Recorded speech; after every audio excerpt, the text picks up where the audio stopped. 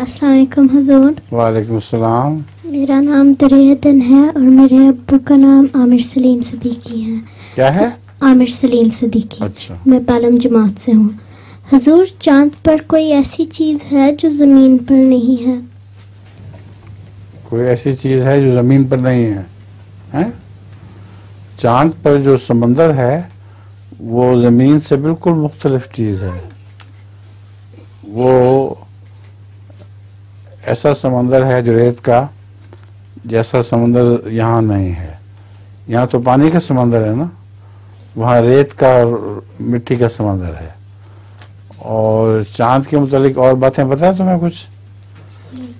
चांद में कशिश शक्ल, जो खींचने की ताकत है, वो कम होती है बहुत। इसलिए यहाँ अगर तुम 2 फुट छलांग लगा सकती हो तो चांद पे 20 फुट ऊंची छलांग लगा सकती हो। बहुत तेजी से उड़ के ऊपर चली जाती हो। तो तुम्हें शौक है चांद पे जाने का? जी। है? नहीं? अच्छा। जी।